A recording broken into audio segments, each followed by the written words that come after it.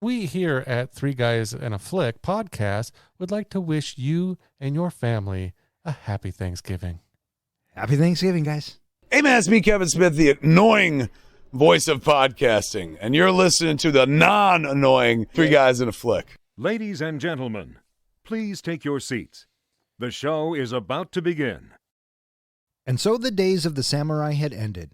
Nations, like men, it is said sometimes, have their own destiny. As for the American captain, no one knows what became of him. Some say that he died of his wounds. Others, that he returned to his own country. But I like to think he may have at last found some small measure of peace that we all seek and few of us ever find.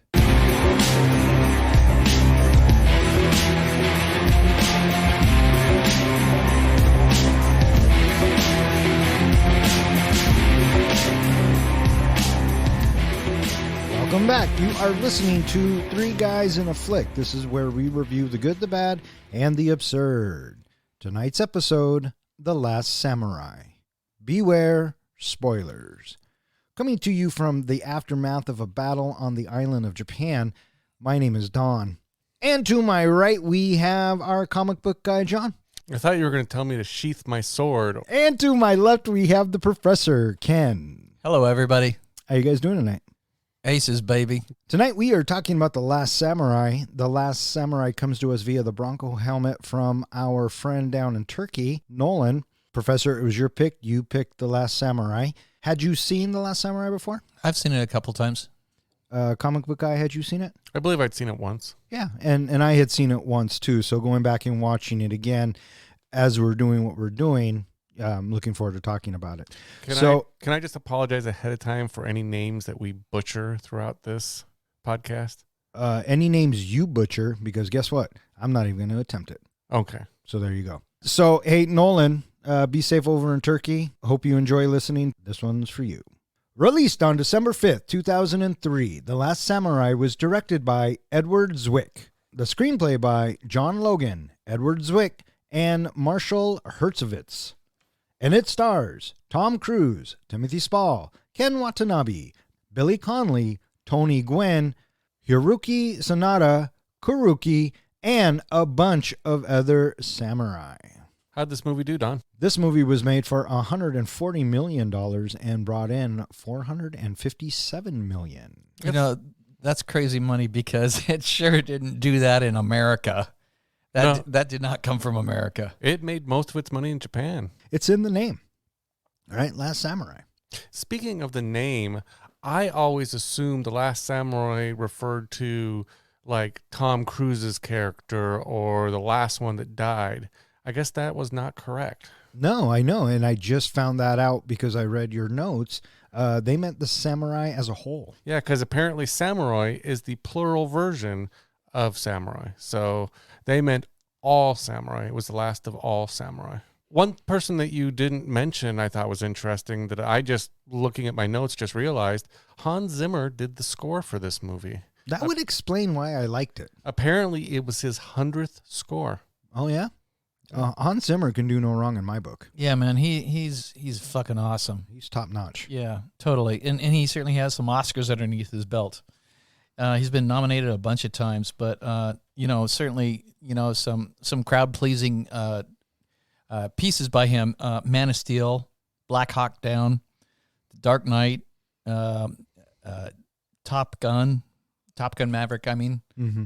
So, he's definitely made a strong mark on this movie, and it really helps the movie a lot. Yeah, and it does help the movie a lot. And I remember thinking back while I was watching it that I really dug the soundtrack for this. And I didn't put two and two together, and I must have missed his name. But, hey, that might have upped my fuck score just a little bit. Yeah. No. Yeah. No, come on. He also did Gladiator. Oh, I'm well aware. He also did Rain Man. Oh, for fuck's sake. Pirates of the Caribbean. He also did Inception. Any others? Lion King. Interstellar. Dune. Yeah. So, yeah. Da Vinci Code. He's fucking awesome. Did he do Interstellar? Yeah. Mm-hmm. He got nominated for it. Which one did he? Oh, he didn't do Tenet. And I remember watching Tenet with Keenan going, dude, I love Hans Zimmer. He's the man. And Keenan looks at me and goes, are you fucking high? He didn't do this. And I said, you cannot tell me that doesn't sound like Hans Zimmer. Different podcast for a different time. This Edward Zwick, have you guys seen any other of his The only films? thing of note that I have of him is Legends of the Fall. That's the only other thing that I really relate to him with. Have you ever seen Legends of the Fall? Yeah. I liked it at the time I saw it. Have you seen it? Nope.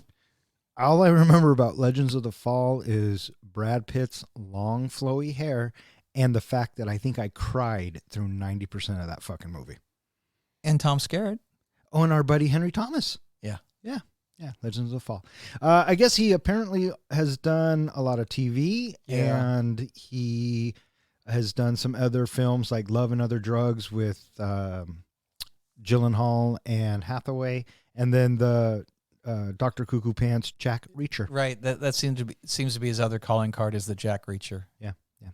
All right. Well, speaking of Samurai Cuckoo Pants, what'd you guys think of Tom Cruise in this one? He was Tom Cruise. It really was, right? Yeah. Normally, I complain about Tom Cruise, besides being what you call him, Dr. Cuckoo Pants, Yes, I do. for playing the same type of character every single time. You could almost take his character from this movie, put it over in this movie, and he's playing the same person. This time, I thought he did a little bit better with creating a character who had PTSD, drunkard, who finds redemption in the end. I thought he did a little bit better of stretching his acting potential here, but no, about the same. No. Yeah. I thought he was passable. It's a Tom Cruise vehicle. So A, he's going to do his homework. B, he's going to bring everything he has to it. And C, at some point, you're going to just go, okay, let's go with it. He spent 2 years preparing for this role. That doesn't shock me whatsoever. No, that's Tom Cruise. Yeah. What'd you guys think of the supporting cast? I loved, I can't remember the name of the character, but the head samurai. Ken actor. Watanabe. Yeah, I loved him in this movie. I thought he was just the scene stealer. He got nominated for supporting actor. Yeah. Oh, What Christopher Nolan movie was he in? Oh, I'm sorry. That's a trick question because there's a couple. What Christopher Nolan movie that you would love is he in? The Dark Knight? And I don't know. Inception. no, he wouldn't love Inception. I've Yes, never he- seen Inception. Yes, he would. No, he wouldn't. I don't think he would. I don't think he would love it. We should probably do Inception. That's What not will a- my rating be? For Inception? No. Oh, No. we'll have to- Now we have to do it. Stop right there. No. And then you can rate him. He's Ra's al Ghul. Yes. He is the fake Ra's al Ghul. You're correct. Yes, he is the fake Ra's al Ghul. I stand corrected. But yeah, he's in Batman Begins. Mm. So there you go. There you I was go. close with Batman, at least. Well, What other movie was he in? You said that there was two that he was Inception. Oh, Inception. He's also in Inception. Okay. So, yeah. Timothy Spall. What do you guys think of his character? I always think of Wormtail. Yeah. He's very endearing in this movie. I think so. He's the He's our narrator. yeah, and he's picked to go along and document whatever he sees, and Yeah. he's kind of that. Yeah, he's our narrator. He's good, and I think in the scenes he's in, but he's mostly just a background character. You don't really pay much attention to him. Okay. But Yeah. they keep sprinkling him throughout the movie. He follows along with the outlaws as they break Kazumoto out, and then he is there documenting the samurai. With images of them before their big battle. Yeah. So he continues to sprinkle himself in the movie. Yeah, I thought he did a great job outside of me always picturing Wormtail. Then that's what you do. Yeah. Did you guys know much about Billy Connolly? I know that he's a comedian, and I've seen him in a bunch of things. Most notably is the Boondock Saints. But yeah, I saw him in He it. was on TV. He replaced, I can't remember the good guy's name, but Howard Hessman Howard on Hess- Head of the Class. the Oh my Class. God, I just remembered that. But if you ever get a chance to watch his stand-up, he is really, really funny. That's what I've heard. It's Yeah. really good. Yeah, I couldn't put my finger on where I knew him from, but I have definitely had some time with him. Yeah. Yeah. I would have loved to see a bit more of him in this movie, but it was pretty poignant the way they took him out. It's war, baby. C'est la guerre. Mm-hmm. We got a bit with William Atherton as the Winchester rep guy. Oh, I saw that. Yeah, and I was thinking, oh my God, it's Dick Thornburg. Yep. Yeah. What's the name of the actor who plays the lieutenant colonel or whatever, the one that Tom Cruise hates? Tony Goldwyn. Tony Goldwyn. He plays a dick, I think, in every movie he's been in. Oh, I agree. Yeah, He's another one of those actors who's just good at being a dick. And I think it's the look, right? I mean, when he's on screen with Tom Cruise, you can feel Tom Cruise's disdain for him. And there is a line where he says, you know, I'll kill whoever you want for $500 a month, but you, I'll kill for free. yeah, I thought that was a great line. Yeah, the only other place that I really remembered him from was Ghost. And he's also in, I think he was in a show called Scandal. And yeah, Ghost is where I first place him as well. Professor, do you want to mention any of the awards that this was nominated for? Well, it didn't win any, but as I already stated, it got supporting actor. It was nominated for art and set direction, costume, and sound mixing. Yeah, I thought it was crazy that it didn't win any. I wonder what it was up against that year. Oh, you know what? Lord of the Rings, Return of the King. Oh, that would make sense. Did that one sweep the awards that year? Well, it didn't sweep these categories necessarily, but It did if it was nominated because it didn't lose. yeah. So I'm sure production design, it had to have. What else was it?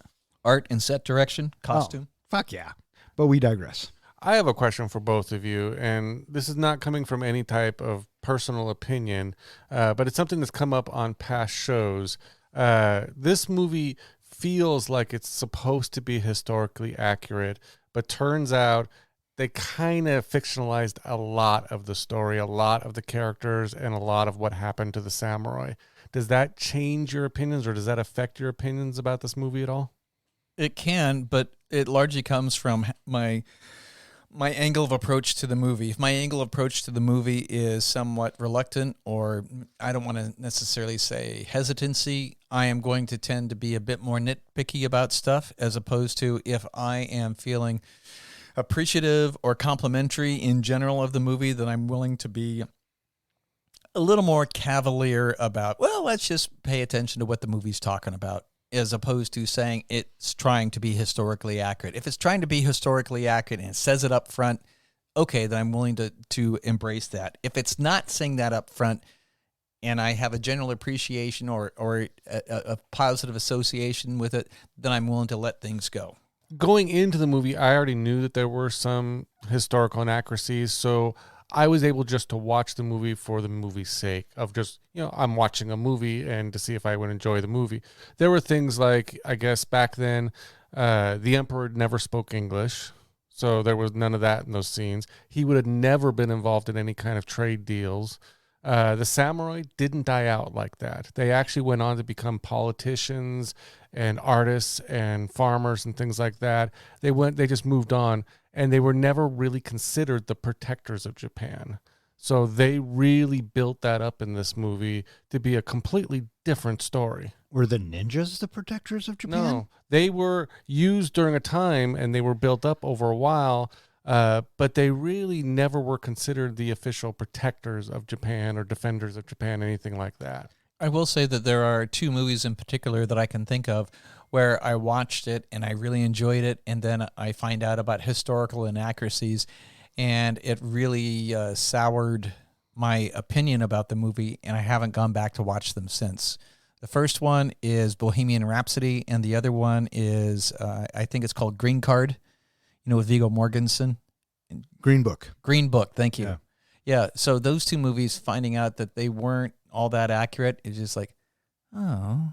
And I have little appetite to go back and watch them again. Whereas initially when I saw them in the theater, it was like, fuck yeah. Yeah. The only film I think that really takes me out of the historical fact, once you find out it's all bullshit, is Bloodsport. Yeah. Yeah, That one was a big bummer for me when I found out it was Me all too. bullshit. Yeah. So, yeah. So there's something to be said about your point there, comic book guy, for sure. Is it trivia time? Well, yes, Don. I believe it would be trivia time. In our continuing pursuit to crown the master of movie trivia, I've prepared a series of questions related to the movie we are currently reviewing. Please wait until I finish each question before answering, Don. Why did Captain Nathan Algren go to Japan? For To money. kill people. Money. Closer to what Ken said. He was hired to train the Japanese army. During Algren's stay in the samurai village, he was cared for by a woman named Taka. What was her relationship to Katsumoto? She was the brother of Watanabe. Katsumoto, sorry. No, she was the sister. Yeah, she was the of sister. Katsumoto. Yeah, she was the brother. Oh, okay. Wait, you didn't see that version? Oh, fuck. Was I watching the wrong one? What city is Nathan in when we first see him? London. Professor, you got to guess? San Francisco. San Francisco is correct. Hey, fucker. After Katsumoto and his samurai attacked a railroad, the Japanese army was ordered to go in and confront them. Why did Algren oppose this? Because they weren't ready. Exactly. Good call. During the Japanese army's first encounter with the samurai, Algren killed a samurai named Hirotaro. What color armor was Hirotaro wearing? Red. Very good. Nathan travels to Japan to train the Japanese army. What is the name of the harbor he lands at? He lands at the Yoshino province. The harbor name, though? That's pretty good, though. That's more than I would know. The name was Yokohama.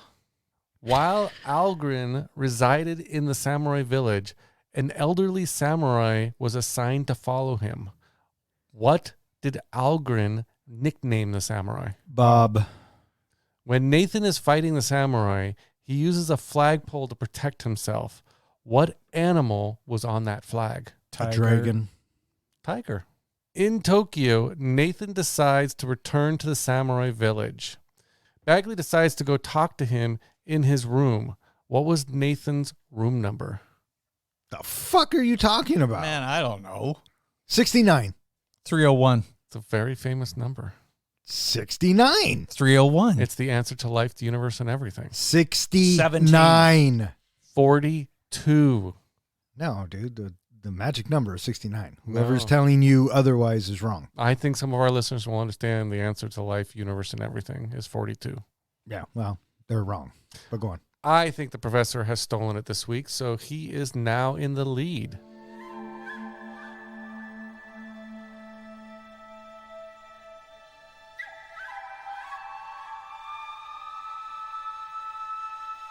In 1876, former U.S. Army Captain Nathan Algren, a skilled soldier who has become a bitter alcoholic traumatized by the atrocities he committed during the American Indian Wars, is approached by his former commanding officer, Colonel Bagley. Bagley asks him to train the newly created Imperial Japanese Army for a Japanese businessman, Amura, who intends to use the army to suppress a samurai-headed rebellion against Japan's new emperor. Despite his hatred of Bagley, the impoverished Algren takes the job for the money. He is accompanied to Japan by his old friend Sergeant Zebulon Gant. Upon arriving, Algren meets Simon Graham, a British translator knowledgeable about the samurai. So, this movie kicks off and we are introduced to the folklore of the creation of Japan. Yep. And then we have a little dream montage of Katsumoto and the bit with the little tiger. And then we get the title card. I was struck by the tiger and why was that in there? And then only to have that happen that's when we get Algren and he's doing his fighting later on, that I was wondering if he was having a vision that was going to be for Algren later. Wow. Or foreshadowing. There you go. I Look was at that. trying really hard not to say that, but Well, at some point you knew he was going to come back with that, right? And then we're introduced to Algren. Samurai Cuckoo Pants. I did think this was an interesting way to introduce his character to us and just how damaged he is. Yeah, and I feel like I've seen this trope a bunch of times, and what kind of stood out to me here was that, Cruise sells it. And the whole bit where he's sitting in the backstage dressing room and they're pumping him up to come out there to sell these rifles, and then he comes out there and flips out. And he's very charming and very charismatic while he's doing it. Mm-hmm. And is it Connolly who's in the audience? Yeah. Yeah, the whole bit firing the rifle off, across over the crowd's head. Yeah, that got their attention. Yeah. You know what scene that kind of reminded me of the way he was talking to that kid? The same scene from Jurassic Park with the whole raptor claw. And Oh, when everything. Sam Neill, yeah. He talks about gutting him and all that. It really reminded me of that scene. Oh, sure. So Gant approaches Cuckoo Pants and says, we have this opportunity. We got to go talk to your former lieutenant, buddy pal. And Buddy pal. and he's kind of like, fuck that. And we can tell already that Cruz is kind of fucked up. Mm-hmm. He's got a lot of PTSD going on. And a serious alcohol problem. Yeah, which I'm sure really helps the issue. He is also introduced to Omura, and Omura offers him like $250 or $300, and Algren, he comes right back with $500. $500 a month to train his army. And so that's the deal.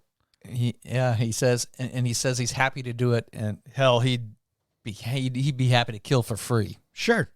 And you get the feeling right away in this movie that, first of all, Tom Cruise's character, he's out of fuckets. He just doesn't give a crap anymore. And he's also kind of just waiting to die. I mean, he's like... More or less. He's just on a road to basically kill himself. I very much felt that as well. Yeah, Mhm. yeah. Yeah, if it happens, okay. If it doesn't happen, okay. And so he agrees to this, and he is sent off to Japan, and he's got a sail there. How long does it take from San Francisco to Japan? Back then, probably about a month. I don't know if it would take a month. That doesn't sound no. doesn't sound out of the ordinary. Okay, but that's a steamship, right? As opposed to a sailboat?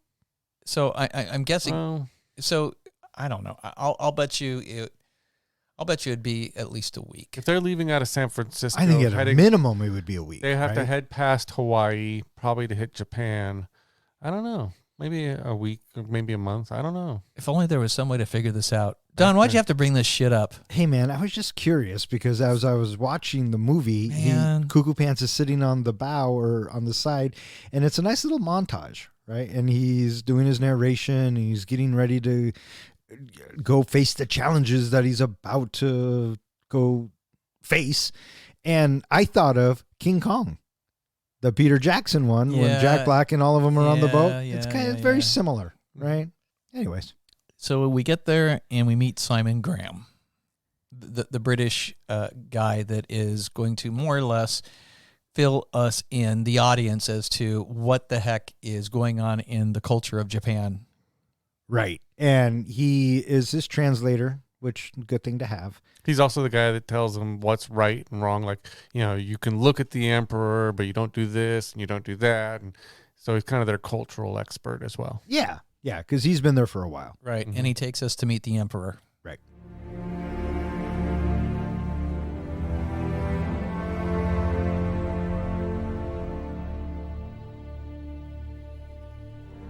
Algren learns that the Imperial soldiers are simply conscripted peasants with shoddy training and little discipline. While training them to shoot, Algren is informed that the samurai are attacking one of Omura's railroads.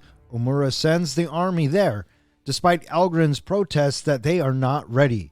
The battle is a disaster, and the undisclosed conscripts are routed and Gant is killed. Algren fights to the last before he is surrounded. Expecting to die, he is taken prisoner, when samurai leader Kazumoto decides to spare him.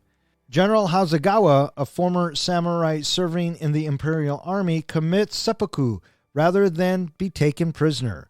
Algren is taken to Kazumoto's village and, at Kazumoto's request, is taken in by Taka, Kazumoto's sister, and the widow of the samurai killed by Algren.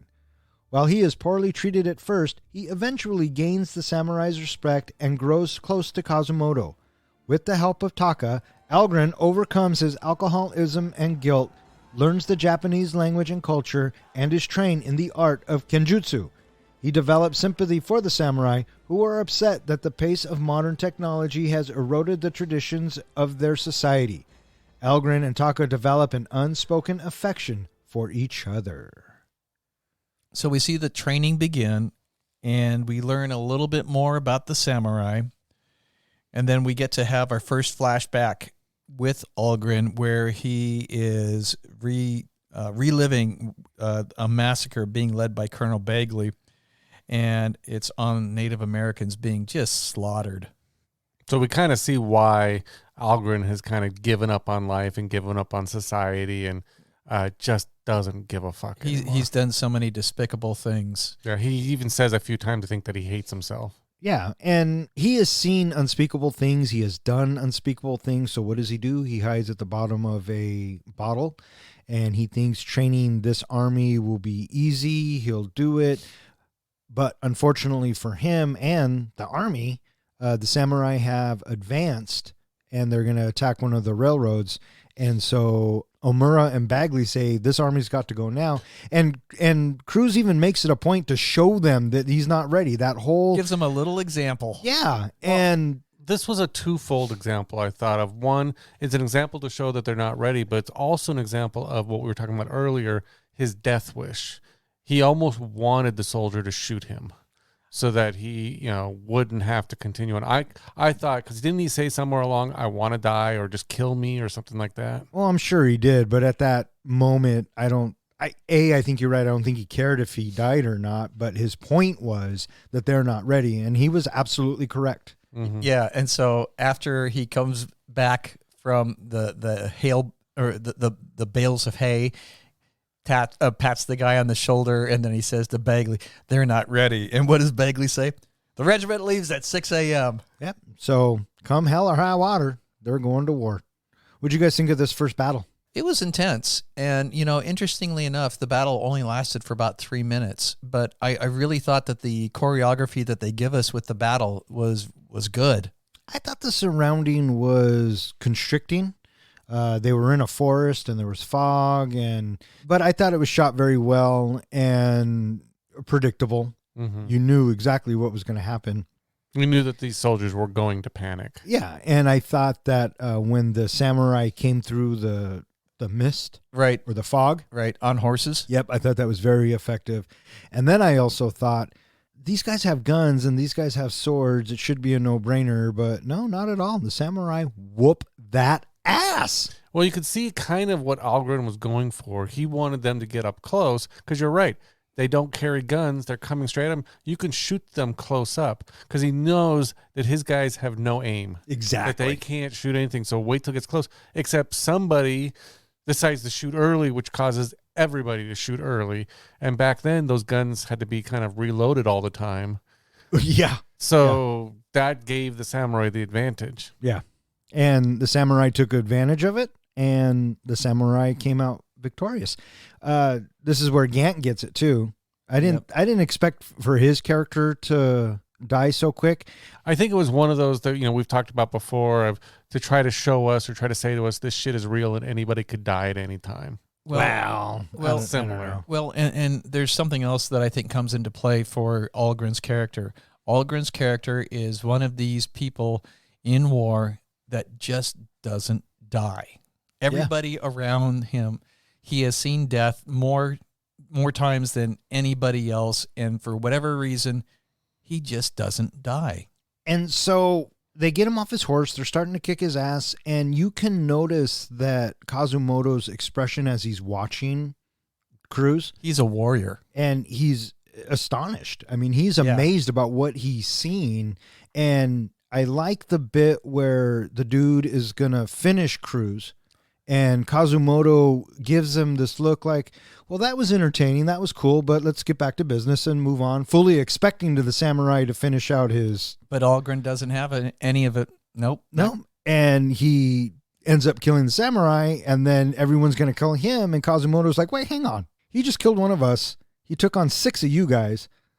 Let's talk to this guy, right? He gets to know his enemy, and he doesn't treat him with violence or anything. He just wants to know. And he also has honor, and he respects what he sees in Algren. Yeah. He also doesn't have any resentment towards for especially killing his brother-in-law, because it was a good death. It was a clean death. It was honorable. It was kill or be killed. He was defending himself. So he sees in Algren a warrior spirit, as you mentioned earlier. Yeah. And so they're taking him away, and as they are leading him away, Algren sees one of his army lieutenants or colonels or whatever he was. He was like a general. Yeah. But he was a former samurai, and clearly he had ties with the samurai and Kazumoto, and so he decides to have the honorable death and kill himself. But Algren doesn't see it that way because, well, he's half dead and, well, he's American. Well, he also doesn't see, because his back is turned to the guy who is committing seppuku. His back is turned, so he doesn't see him stab himself. He only sees the sword come down and take his head off. So he's back at this village now, and his wounds are being tended to by Taka. And we don't really know much about her yet, but we go on to obviously find out she is the wife of the one that Tom Cruise killed. Yeah, I thought interesting choice. Yeah, curious that Katsumoto was willing to do that. I guess in that samurai spirit, her husband had died a good death. So she really, while she didn't care for him and she didn't like him and she was pissed off at him, she was being taught that this man really didn't do anything wrong in defending his own life. The hard part, I think, for me, was the children. The children having to live with this man that killed their father. Yeah, well, the whole situation would have sucked. Yeah. So, I mean, what'd you think of Tom Cruise acting, of him going through getting through his alcoholism as he detoxes? Yeah. I thought it was fine. Sake. And they were like, nope, no sake for you. We get to see some more flashbacks of him being tortured by his past. Yep. Mm-hmm. And, he falls asleep, wakes up, and he's cured. And so he had to go through some fucking withdrawals. And he decides to take a stroll around the village and just take in the sights. And he has a little follower, Bob, which immediately took me to Rocky IV. When Rocky goes to Russia, every time he goes outside, he has the two guys following him. Mm-hmm. So, but he gets to walk around the village, and he's not really a prisoner, but more of a viewer or more of a guest, I guess. Well, I like how they tell him right in the beginning, winter's about to hit, and you will not make it back to town alive if you even tried. Yeah. So there's no reason to even try to escape. So there was no reason to even hold him. Yeah. So he observes some of their training, but eventually he does end up to the temple where he meets Katsumoto. And they have a back and forth. I thought this was a great scene. And, Kazumoto just says, "What's your name?" And this is where Cruz is like, "We don't behead our guys." And he's like, "Neither do we. It was an honorable fucking death. I don't know what you're talking about." Mm-hmm. And I also like Kazumoto's whole thing about, let's just have a good conversation. The very next shot that we get is, I think, a touching representation that Algren realizes that he has some, I guess you could say, some sort of respect for the people that are around him, because he has his muddy boots go through the house, and then when he gets back to the house again, we see that his boots are taken off outside, and he walks in without his boots on as a show of respect towards Taka. Yeah, well, when he walks out, he sees the shoe prints, and I'm thinking, God, what a fucking dick. And I'm glad that he learned that, and it was a subtle thing to show. Yeah. But I think it was important. Yeah. Because that kind of sets the stage for everything that happens coming forward. He's starting to accept the fact that he's there, can't do much about it, already met with Kazumoto, so might as well make the best of it. And then he's led to a dinner table where he sits with the little family. Then we get him outside where he is jousting with the boy. And we have Yujizu take on Algren. And what we get in Algren is his just unwillingness to yield. He gets his feet knocked out from underneath him. His ass kicked, basically. 4 times before he finally decides to stay down. And if you think about it, how it was cold and wet and all that kind of stuff, getting smacked by those like wooden swords, that would hurt like hell. Oh, what would those bruises look like the next day? And he gets up every time. And so I think that's where he starts again, like you were mentioning, that's where he starts winning their respect a little bit. Earning a little bit of respect out of them. Yeah, I agree with that. Mm-hmm. Yeah. And I think that's also where Kazumoto starts seeing that not only can we learn from him and learn his ways, let's teach him our ways. And then we have a little conversation where Kazumoto and Algren, they talk about General Custer. Yes. And that is telling, because that is something that's going to come up for the third act of the movie. Well, something that I really appreciate about this was the two different perspectives. How Algren describes him as a crazy man who led his soldiers in, just a few soldiers in, to fight off thousands of Native Americans, all that. And it was just a slaughter he led his soldiers into. And then you look at Kazumoto, who's thinking, a few versus many. That's a great way to die. That's such an honorable thing. That's such a brave soldier. So Custer is an amazing man. And here's Algren going, no, he's a lunatic. What side are you on? A lunatic. Oh yeah, he's an asshole. He got all of his soldiers. He's killed. a fucking nut job. So that should be red flag number 1 for Cruz with Kazumoto. But then we kind of see almost like like you mentioned, a Custer-like battle at the end where these few samurai go against a huge giant army. And what happens? It's a slaughter, but it's an honorable death. It is a good death. I agree to disagree. We see Algren donning a new wardrobe now. He is doing his little hiya, jump moves. Well, he gets his Jedi robe. Yeah, and His Padawan. Higgin walks in on him, but Higgin bows to him, right? Mm-hmm. Higgin doesn't have to bow to Algren, but he does, and Algren bows back. And then we get the bit where he trains every day. He interacts with the family every day. He interacts with Kazumoto every day. We kind of get his routine and how it's all kind of coming together. Right. And at the same time, Taka, she's pleading, would you please, please, please get him out of my house? I don't want him there. It's And too rightfully painful so, yeah. and humiliating. And he smells. What do you think of the training montage of him learning to get out of his own head? Where they say, let go of everything else. You're focusing on this, you're focusing on that. Just focus on nothing. And all of a sudden he's able to stand up to the trainer. That was all right. I thought it was all right. I mean, it's nothing new. This I kind of feel like You use the Force, Luke. I mean, it's the same shit. Yeah, I mean, basically too, it's again, this is something that he's going to use later on in the movie of getting everything out of his head and focusing on just his target. Yeah. Mm-hmm. Yeah, and we get a couple of montages in here to show the passage of time. It's winter time, and then we're coming out of winter time, and it looks like he's teaching them how to play baseball. Maybe Would you say about 3 months pass the whole time he's there? I was trying to guess probably as long as of a winter season. Yeah, because when they go back to Tokyo, I'm guessing that's probably early spring. Yeah, I'm thinking he got stabbed like a pincushion in that first battle. He'd have some damage, I think, still. Mm-hmm. Yeah. But there's definitely some time passing. But then we get to see that he's coming along when you have the other samurai betting, how quickly is... How many hits? Yeah. Yeah.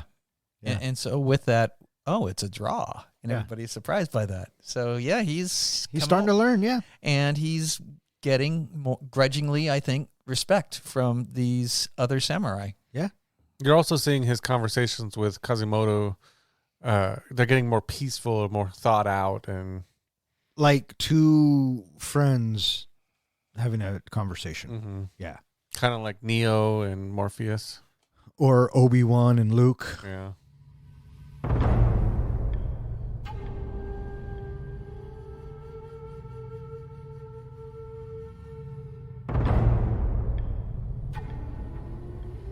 One night, a group of ninja infiltrate the village and attempt to assassinate Kazumoto.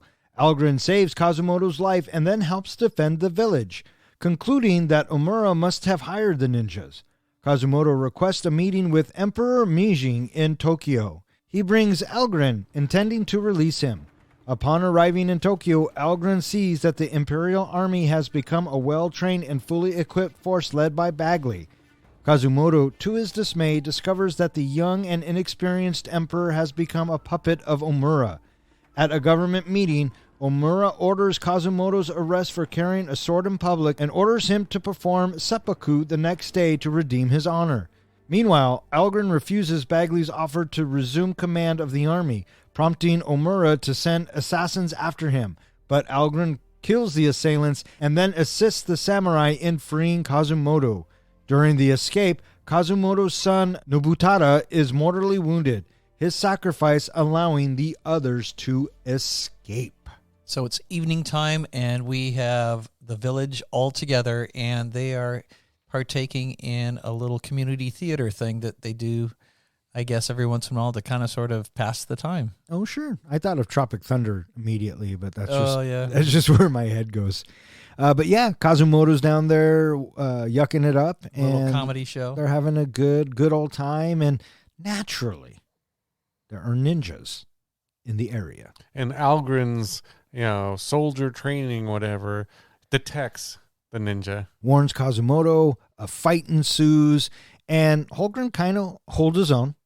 But more importantly, he saves Kazumoto, showing that he wants to be one of them, really. He also Part of the tribe, part of the clan, part of the samurai. He also saves Taka's family, her children, Yes. which I think really does a turn for her. And after all of the things that he's seen, I think it's natural that he goes to protect the children. Mm-hmm. Sure. Because that's where I would go.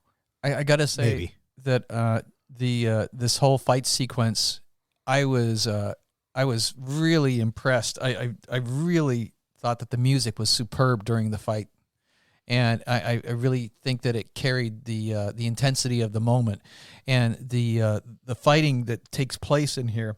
It felt a little John Wickish. A little bit. Mm-hmm. A little bit. And I really enjoyed this moment, watching them fend off, their assailants. Right. And so it turns out that Omura hired the ninjas, and now Kazumoto needs to go talk to the emperor.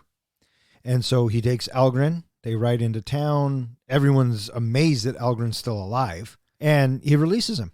And then he goes in to talk to the emperor. Did you see this coming? I saw it coming a mile away about the emperor not being able to be the emperor. Yeah. Because he's just a kid. Yeah. But we also get kind of information here that Kazumoto was one of the people helping train the emperor Yeah. in kind of the samurais and the old traditional ways. And now this emperor is being talked into modernizing everything, Right. which is kind of almost like a betrayal. But Kazumoto also still traditionally sees the emperor as a living god on earth. Yeah. So he won't even like tell him what to do or advise him. Whereas the other guy, the business guy, what's his name? Amuro. Amuro, just sees him as a pawn. And it turns out because Kazumoto won't conform, Omuro's like, well, on a technicality, you're carrying a fucking sword, so guess what, bud? You're going to jail. Mm-hmm. And That they- is one of the laws that they had passed when they were phasing out samurai and the old traditional ways. In Japan, they did pass a law you couldn't carry a sword. Oh, I believe it. I'd like to go back to before we leave the village. We have Algren going to say goodbye to Taka, and she's bathing herself, and she is in a white robe, and she is of few words, and we have Algren saying, "I have to go away," and he thanks her for taking care of him, and then he leaves. And when they leave, I really like one of the shots that we get the next time we see her. She is inside of the house, and she's no longer in white robes. All of her clothing is very dark, and her hair is mussed up, and we're watching the horses storm by outside the house. It was a really pretty shot to give the contrast of how content she was before she gets the news, and then how upset she is after, and then off he goes, and she doesn't know if she's ever going to see him again. Right. And for all intents and purposes, it looks like that, he's going back to join his people because Kazumoto gives Algren's personal effects back to him. Mm-hmm. So Algren basically says to Bagley, I'm not going to come back. I'm not going to lead the army. I'm done. And that's when that business guy, Amuro, decides, well, then he's got to die. Right.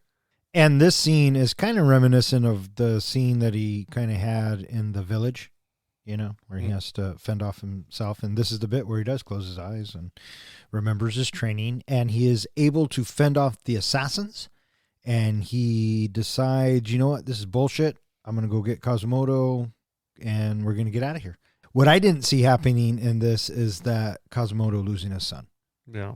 Yeah. I figured somebody was going to die, but I didn't expect it to be the young guy. Yeah. There's a couple of little things that transpired during this time as well that we jumped over. We so quickly we get to see that the army now looks polished, and they have howitzers and they have Gatling guns. And the other thing that we also get to see is that the Emperor, he is unsure on how to proceed with this whole samurai bit, and he asks Kazimoto for, what should I do? But Kazimoto's too humble to speak his mind to the Emperor, and so with that, you know, he's left to, I guess I don't know what to do. And the other thing that we also get is the Americans are really pressuring the Emperor to sign this treaty with America, and they're dragging their feet on it. And Omura, he's like, well, we'll sign it when it's ready. Well, maybe we should be speaking with somebody else. Yes, maybe we should be speaking with somebody else. Should it be the French? Should it be the English? And so the Americans are being held at bay for the moment, but they're the ones that have given all of this military assistance to Japan so far. So things are really starting to come to a head here.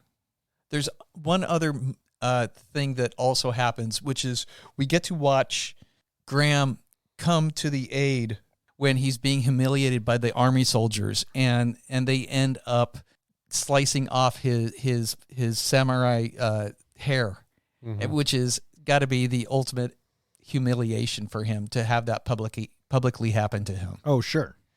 Yeah, Algren saw that he was about ready to pull his sword, which meant he was going to die. Totally. And it was probably going to start a huge thing. So he basically went over and said, basically hinted to him, your hair is better than your life. Yep. Sure. The other little bit that I really like here is Algren gets a visit from Colonel Bagley, and he finds out that Algren's not sticking around, and he is such a douche when he's talking to him. He starts rambling on, and he looks so sinister in the lighting in the hotel room. He just looks so evil. I was just struck by that. And he said, well, we should have a little trouble handling the rebellion, even without you, especially without you. Yeah. It's like, dick. What a Well, dick. he wasn't a nice guy to begin with, So And you knew that it was boiling up to the point where Algren was going to have a chance to kill this guy. Oh, sure.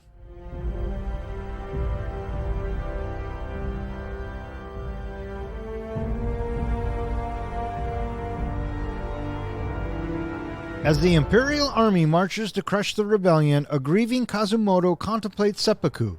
Algren convinces him to fight and joins the samurai in battle. The samurai use the Imperial Army's overconfidence to lure them into a trap. The ensuing battle inflicts massive casualties on both sides and forces the Imperial soldiers to retreat. Knowing that Imperial reinforcements are coming and defeat is inevitable, Katsumitsu orders a suicide cavalry charge on horseback. The samurai withstand the artillery barrage and break through Bagley's line. Algren kills Bagley, but the samurai are quickly mowed down by a Gatling gun. The Imperial captain, previously trained by Algren and horrified by the sight of the dying samurai, order the soldiers to cease fire, outraging Amuro. Katsumoto, mortally wounded, commits seppuku with Algren's help as the soldiers kneel in respect. On their way back to the village, we have this little fireside chat between Katsumoto and Algren, and it is clear that these two are definitely friends by now. Yeah. Oh, yeah. That they definitely have a special bond with each other.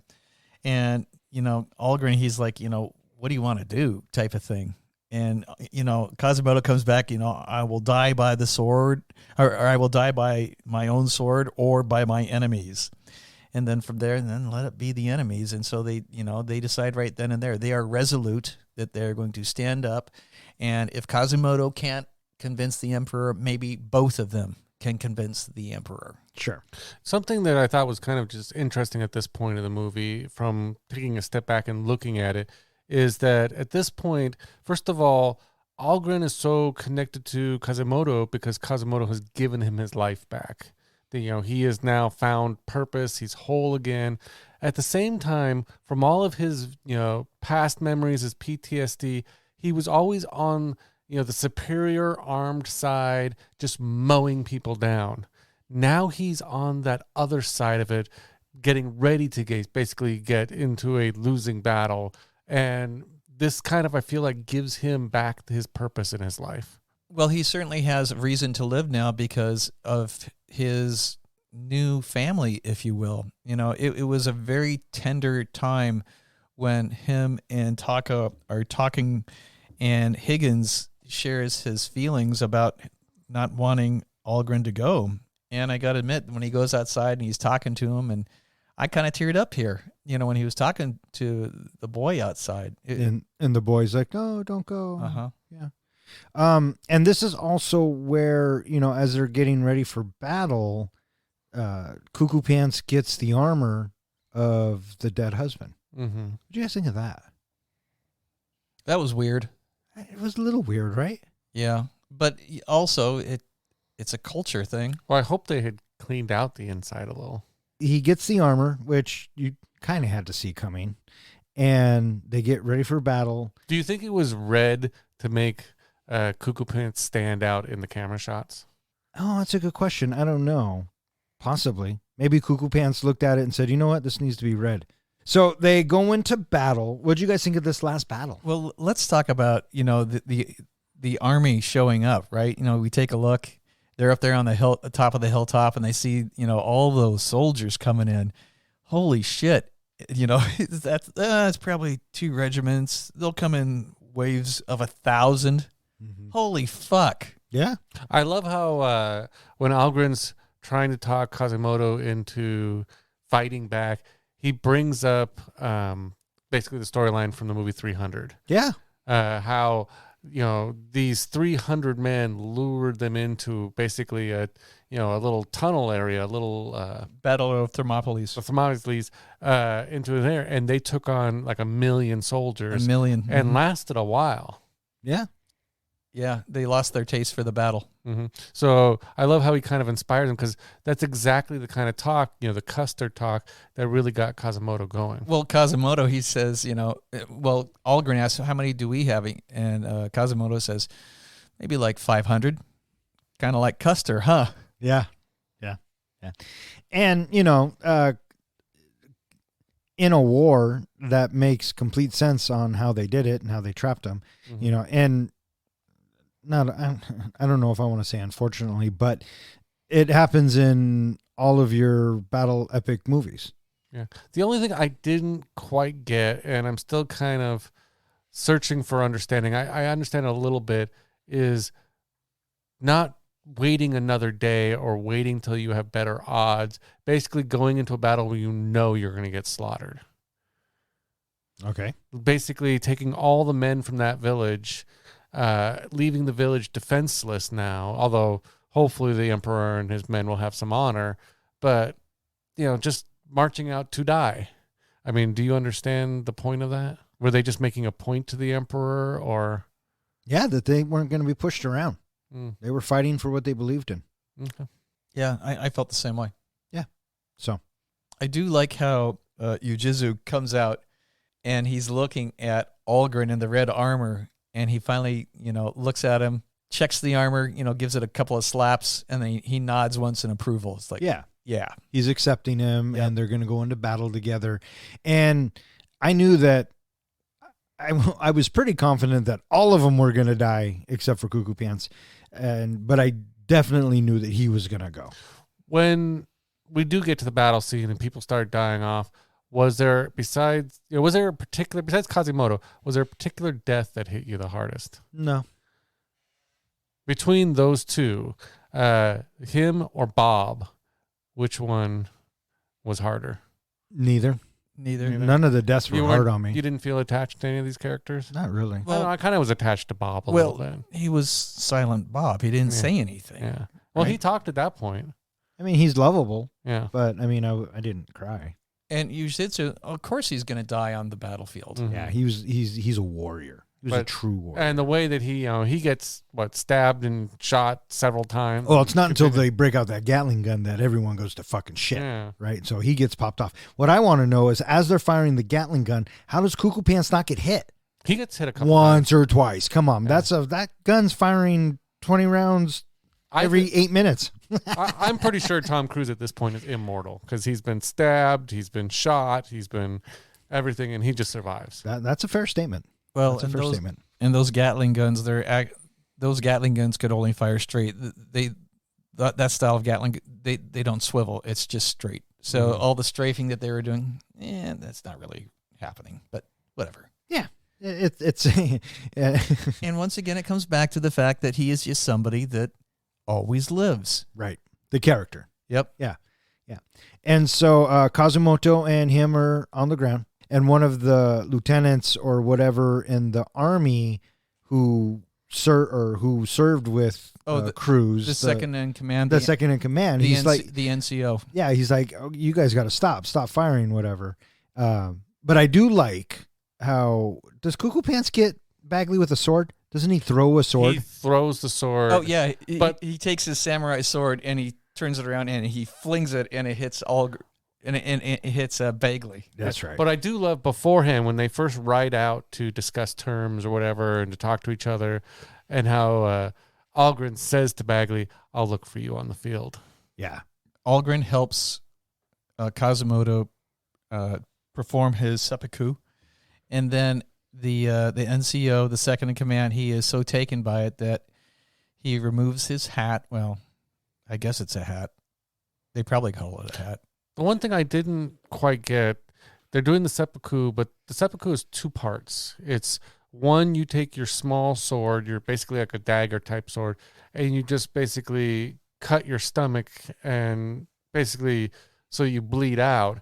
And then the other person at the same time is, so it's supposed to be, help be painless, it's supposed to take off your head. And Tom Cruise does not take his head off. Then they didn't do it right. So basically, he just, he only did the first part of the seppuku. So it's not complete. No. But what I was getting back to was you have the NCO taking his hat, or I'm sorry, it bugs me, but you know what they call that in the military? They don't call it a hat. Cap. Nope. Knit. No. Top. Lid. No. A No. beanie? No. What? Cover. Oh. Anyway, he falls to his knees, and then the entire regiment follows him, and everybody drops to their knees.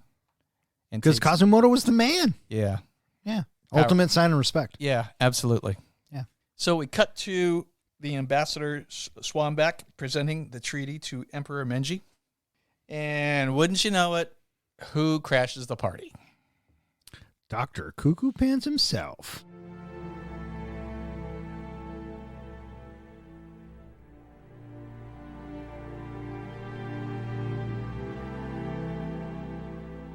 Later, as trade negotiations conclude, the injured Algren interrupts the proceedings. He presents the Emperor with Kazumoto's sword and asks him to remember the traditions for which Kazumoto and his fellow samurai fought and died. The Emperor realizes that while Japan should modernize, it cannot forget its own culture and history.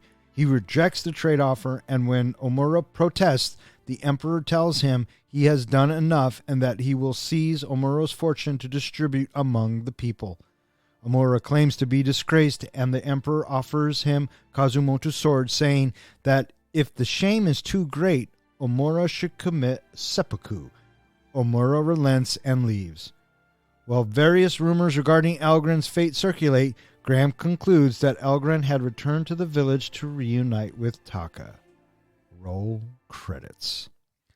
So Cuckoo Pants manages to make it off the field, goes to the Emperor, and Presents Kazumoto's sword to the Emperor. I'm sorry, I saw this coming a mile away as well. I knew the Emperor was going to be like, "Oh no, wait, dude, you're right. Fuck these guys, and I'm going to honor our shit." Well, the one thing that really bothered me is Omura already didn't like Algren, wanted him dead.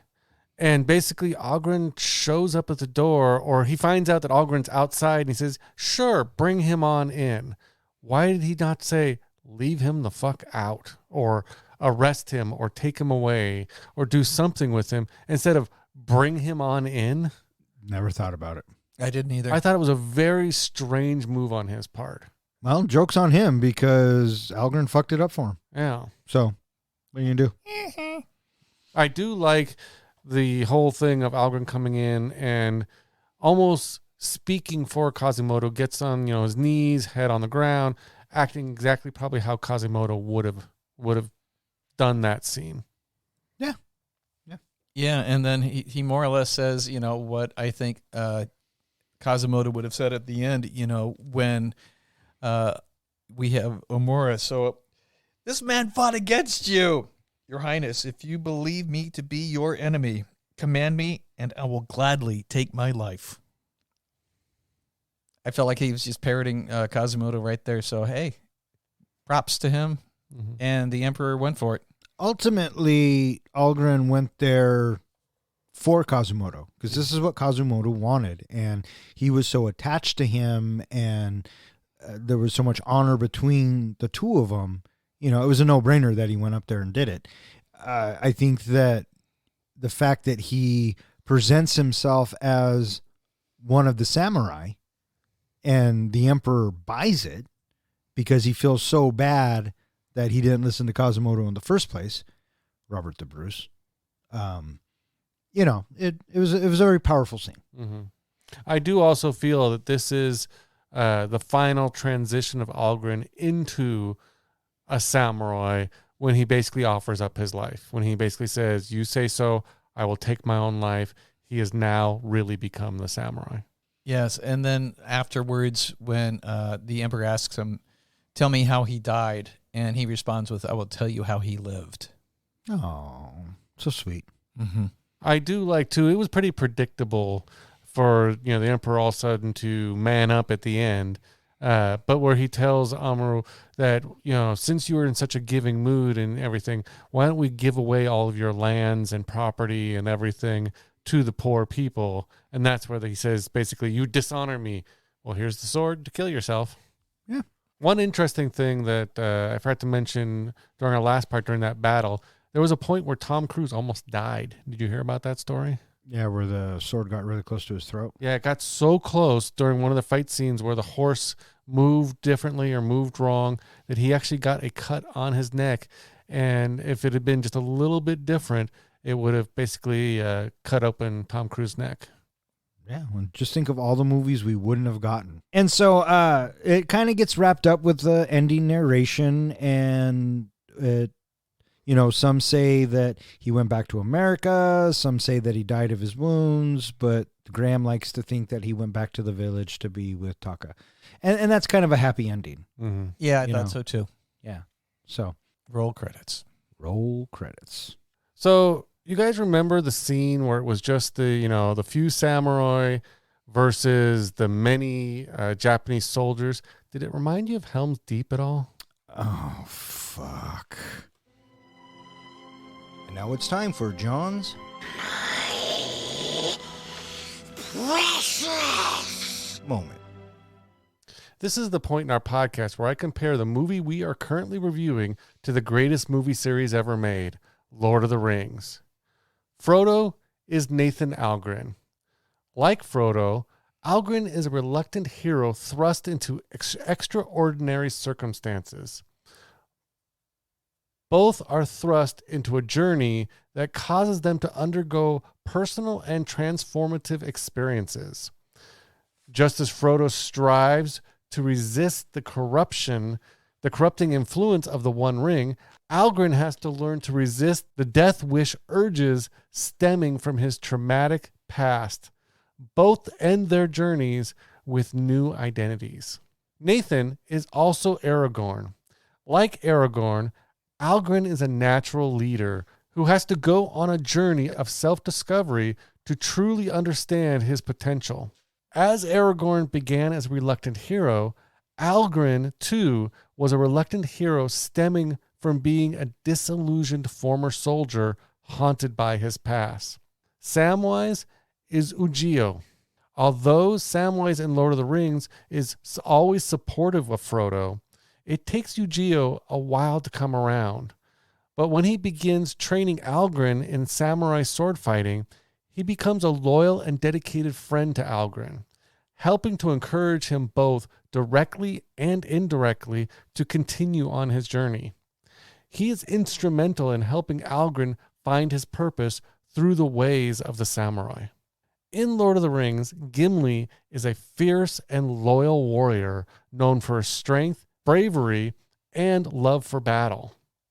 Both characters have a strong warrior spirit and demonstrate bravery and dedication to their respective causes. Nobutada is a skilled archer, also making him a close analogy for Legolas as well. Boromir would be Captain Simon Graham, played by Billy Connolly, because like Boromir, Connolly gets it pretty early on in the movie. My pick for Gandalf is Katsumoto. In Lord of the Rings, Gandalf is a wise and powerful wizard who serves as a guide, mentor, and pivotal figure in the quest to destroy the ring. While Quasimodo does not possess magical powers, both characters share similar qualities. Both are respected and revered figures with deep wisdom and a strong sense of honor. They both provide guidance, inspire others, and act as a moral compass. So that would make our fellowship Nathan, Ujio, Nobutada, Captain Simon Graham, and Katsumoto. Gollum is a character consumed by his obsession with the One Ring. In Last Samurai, Amura is a self-absorbed, power-hungry industrialist who's obsessed with the modernization of Japan. Omura is obsessed with power and wealth and shows no remorse for those who are hurt during his pursuit of power and wealth. So that makes him our Gollum. Saruman the White would be Colonel Bagley. Like Saruman, Bagley is initially an ally, but eventually succumbs to the corruption and aligns himself with the forces of evil. Both Saruman and Bagley represent the consequences of unchecked ambition. So who is the Dark Lord Sauron? In The Last Samurai, there isn't one person that represents the Dark Lord. Instead, the analogy can be drawn that Sauron is represented by the forces of modernization and imperialism. It's the encroachment of the Western influence and the erosion of traditional values. Modernization represents the oppressive entity that seeks to reshape the world. So what is the precious? What is the One Ring? In The Last Samurai, the best analogy or comparison to the One Ring is the samurai sword. While not inherently evil, the sword represents power and authority to some, honor and heritage to others. It's shown to have great power when Quasimodo offers it to the emperor. It changes Algren from a U.S. soldier to a samurai when he receives his sword. And it was the refusal to give up the sword that led many to their deaths. And there you have it, my comparison of The Last Samurai to Lord of the Rings. Bring on the grades. What you got? I'm not sure because I didn't necessarily see a lot of the connections outside of the Gandalf, Frodo, and for the most part, I'm thinking a big fat C. I saw the Aragorn qualities for sure. Yeah. The one that kind of baffled me and I scratched my head was Gant was only Boromir because he died. Because he died quickly. He served his purpose and was out of the movie fairly quickly. Okay. That's a bit of a stretch. But First to go to Fellowship. That's like saying Gant is the equivalent to Orc number 4. He just died quickly. Meat's back on the menu, boys. I did like the ring bit, though, because though not inherently evil, you found a way to correlate that. So, you know what? I'm going to be a little bit more generous than Professor Poofy Pants over here. I'm going to give you a C+. And that was John's precious moment. All right, what do you guys think? You guys ready to rate this flick? I'm ready to rate this flick. Johnny, you ready to rate this flick? Which translates to? I am ready. Professor, how do we do our ratings? We do our ratings on a scale of 1 to 5 fucks. 5 fucks is a movie that we think is cinematic gold. Anytime somebody says, hey, you want to watch The Last Samurai? You're like, fuck yeah, I do. A 1 fuck movie is, you watched it once and you're done. You're never going to watch it again. There's nothing you want to see about it again. And what's a 0? A 0 fuck movie is you get done watching it and you're like, oh, for shit's sake. What the hell? Who made me? Why would you make me? I want 2 hours and 34 minutes of my life back. Or in other words, we just don't give a fuck. All right, Professor, you picked it. You're going. The Last Samurai with Tom Cruise is definitely a Tom Cruise movie. All the way through the movie, you're going, yep, that's Tom Cruise. Although his hair does grow to show a passage of time. It starts a little shorter, then gets a little longer, has a scruffy beard. Yep, that's still Tom Cruise. But outside of that, I thought that Ken Watanabe, he was exemplary in this movie. He was so entertaining to watch, and I really appreciated his dialogue. There's definitely some good dialogue that happens back and forth in this movie during the quieter times of the movie. It is a little long, being 2.5 hours long, but I understand because, we need to see the conversion that happens for Algren to go ahead and accept his new situation and come to embrace it. So, that takes time to have that happen. The supporting characters, I thought they were fine, but, I really think that what really helps sell the movie is the music. There's definitely some wonderful music cues. The cinematography of the movie was okay. I didn't necessarily find myself going, wow, to any of the shots necessarily. There was one Michael Bay shot when we have Katsumoto explaining about the petals of the blossoms being the perfect blossom. It's just like, oh, look at that Michael Bay shot. Oh, well, whatever. But in the end, I still found the movie to be enjoyable. Like I said, I've seen it a couple times before, and watching it this time around, it was every bit just as fine. I'm giving this movie 3.5 fucks. 3.5 fucks from the Professor. Would you like me to go next? No, I'll go. You go next. Oh, thanks, buddy. I thought this Last Samurai was a fine film. It was crafted very nicely. I agree with you, Professor, on the soundtrack. I'm always a big fan of Hans Zimmer. I think Hans Zimmer scores elevate films to a different level.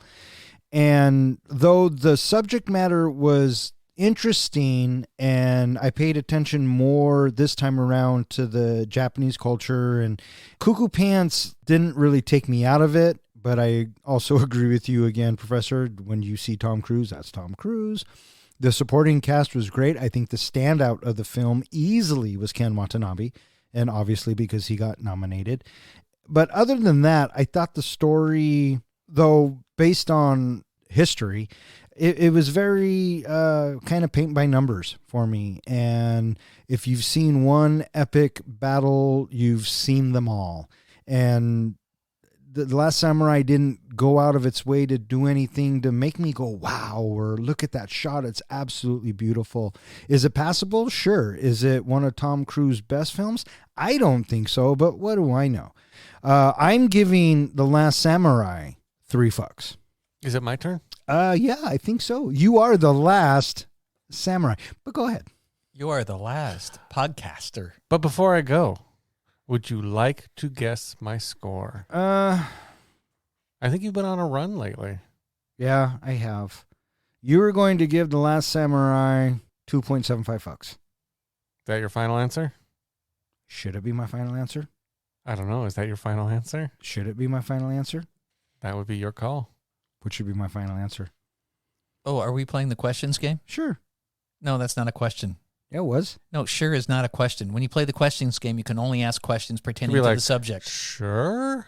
Sure? Is that your final answer? Sure. All right, fucker, because we've built it up too much.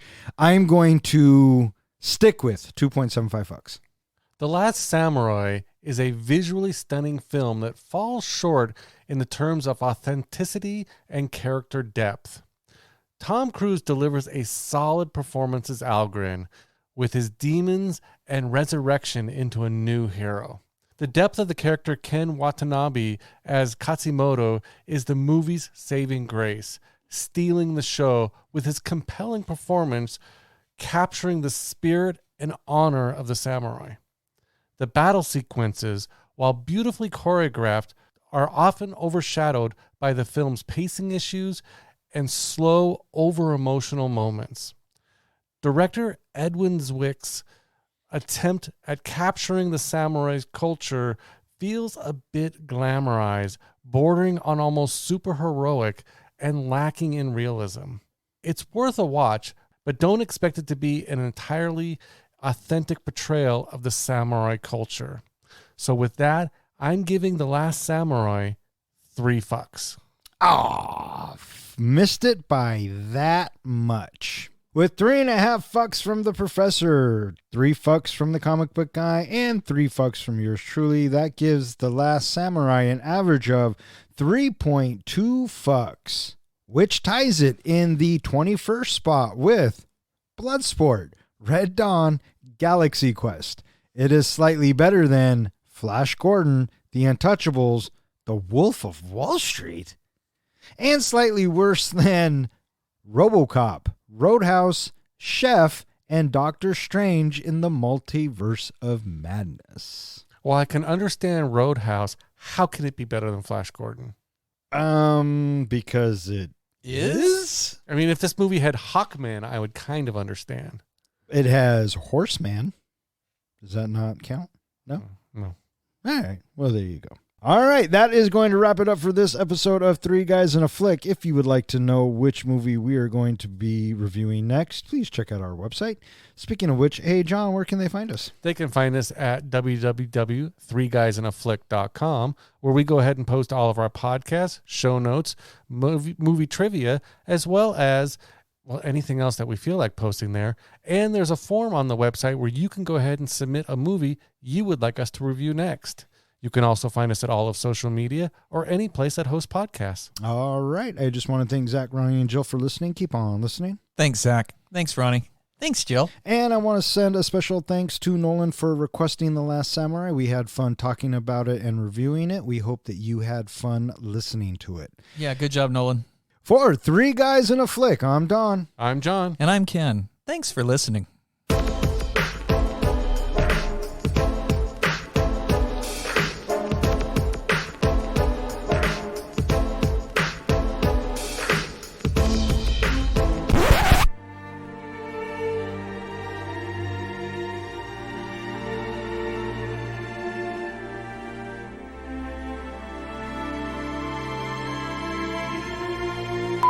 What do you mean you don't have a samurai sword? That's weird. I don't have a samurai. That is Wait, weird. how many swords do you have? 5 or 6. And Wait. samurai sword. Hang on. You have 5 or 6 swords? You don't count lightsabers as swords? No. What? Okay. They would okay. call them Okay. swords Hang if on. they were swords. Oh, I see. Professor, would you consider a lightsaber a sword? Yeah. Yeah, me too. To each his own. Okay, you were going on about 6 swords, but none of them are samurai. No, because the one I want is the Kill Bill Hanzo sword. And Fair enough. Whatever. You don't have a samurai, but you do have 6. All right. Yes. Let me see if I can guess. All right. can you guess which one's my favorite, too? Well, okay. One thing at a time. You have the sword from Princess Bride. Yes. Yes, the 6-fingered man sword. Okay. He has the 6. I'm sure you have a Lord of the Rings sword. Mm-hmm. Do you have Aragorn's sword? I have Aragorn's sword, and then do you count Sting as a sword, or is it just kind of it's a Hobbit sword? It's in the name. Right. Thundercats? Oh yeah, you have you've the. held all yeah, my that's right. Yes, I have. Sword of Omens. You don't have a full size He-Man sword, do you? Yes, I do. You got one? Remember, I brought it over. Oh. What about Highlander? Do you have the Highlander sword? I do not have the katana, no. Oh, okay. I have the McLeod sword, the one from when he was still. That would be a Highlander sword. No, well, he carries around Ramirez's katana throughout the movie, but What? in the very beginning, Wait, hang on. What movie, John? Highlander. Okay, so it's a Highlander sword. Okay, well, yeah, I have a Highlander sword. Are there still any? I think that might be all of them. Okay. But now you want to go to the lightsabers since they're apparently swords too? No, because outside of really Obi-Wan, Vader, and Luke, I don't give a fuck. What about Mace? Outside of Obi-Wan, Vader, and Luke, I don't give a fuck. What about Yoda? Is he going to make me say it again? Yep. Okay, well. Now, which one? Luke had 2 lightsabers throughout the series. The green one. Luke's actual lightsaber. Wait, not his dad's, You don't have but Luke's, his. You don't have the blue one? I have both of them. Of course he has both of them. You fucking kidding me? Do you have one? No. This one, again, I thought was a pretty easy one. Oh, by all means. The Lust Samurai. Did you have a different name besides the No, Lust Samurai? No. The Last Sausage? I don't know. No, see. That's too far off. Yeah. Samurai. Both have swordplay. The Last Bukkake? That's too far off. That's too far off? All right. May all of your days and nights be filled with happiness. All right. Fuck off. Good night.